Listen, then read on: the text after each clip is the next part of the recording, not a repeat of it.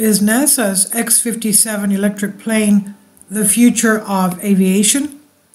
The new experimental aircraft is set to make its debut flight this year, potentially kickstarting a whole new era of aviation.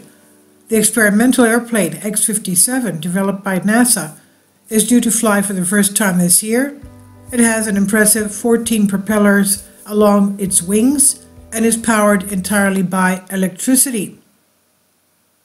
This sounds great considering we have to get off fossil fuels, yet our demand for aviation is growing. But how much closer will NASA's plane bring us to this goal? Finding an alternative to aviation fuel, such as kerosene, will be key if we want to continue flying.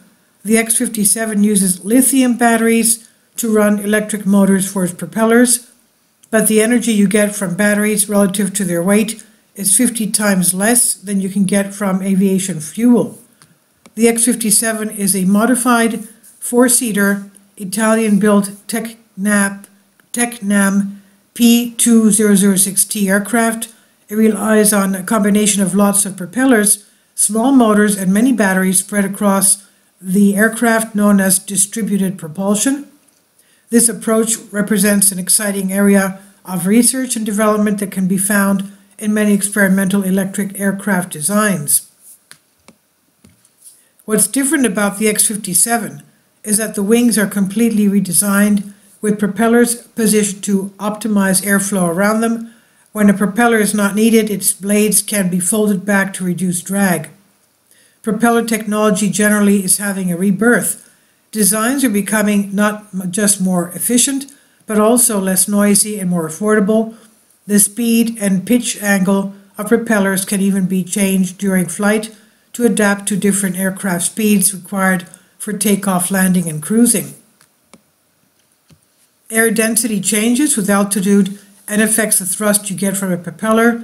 Now that you can make propellers that work effectively at all altitudes and speeds, we can really get the most out of the energy stored in the batteries. New designs, such as the first ever 11-blade propeller on the Piper Cheyenne plane, can achieve very high thrust even at high air density. Some aircraft even use vectored thrust by allowing the motors and propellers to rotate, which gives the option of vertical takeoff and landing. These aircraft might more resemble helicopters and planes, and might mean conventional airports with long runways and large terminals will be a thing of the past. Battery technology. The X-57 of NASA uses off-the-shelf lithium-ion batteries. This is because the project is primarily addressing the potential for new propeller and wing configurations rather than developing the perfect battery. But that will be an important challenge for the electrical aircraft developers to overcome. Lithium batteries are pretty much the best we've got so far, but they're still heavy. Lithium metal is also hazardous as it catches fire easily. There are advantages to using batteries. Their weight stays constant throughout the flight, meaning they don't need to be stored in the wings as aviation fuel traditionally has been. With liquid fuel, the weight of the plane reduces significantly as fuel is consumed, and keeping the fuel in the wings ensures that the balance of the aircraft is not changed. However, it's really energy density, the amount of energy the battery contains compared to its weight or size, that matters. New advances are being made constantly, such as batteries created based on quantum technology, but while these charge faster than normal batteries, they won't replace lithium batteries and are unlikely to transform the prospects for electrically powered flight. What we're really waiting for is a revolution in battery technology, one that gives an energy density comparable to aviation fuel. Is X-57 the future? With a range of about 160 kilometers and a flight time of about 1 hour, the X-57 is not expected to lead a replacement technology for long-haul flying, at least not straight away. Instead, short-hop flights with 10 or so passengers are a good potential possible target for early battery-powered flights. Hydrogen-powered planes are also of great interest because the energy density of hydrogen is nearly 3 times greater than that of conventional aviation fuel. But hydrogen is gas, and it needs to be stored in pressurized fuel tanks to reduce its volume. This would require complete rethinking of aircraft design. Some work has been done with hydrogen stored as a liquid at minus 253 degrees Celsius. Hydrogen for aviation is therefore exciting, but probably impractical.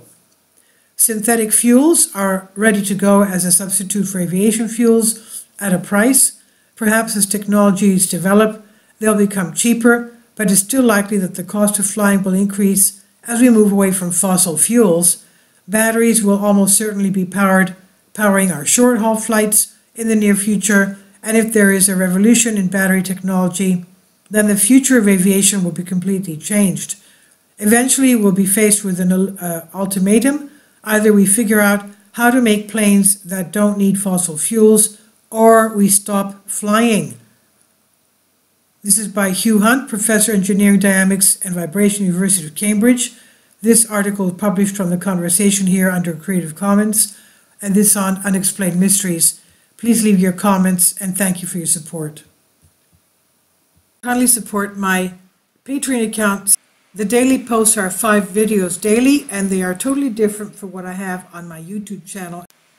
Thank you so much for your support and that you find all my content so interesting. You'll find the Patreon account details in the description box.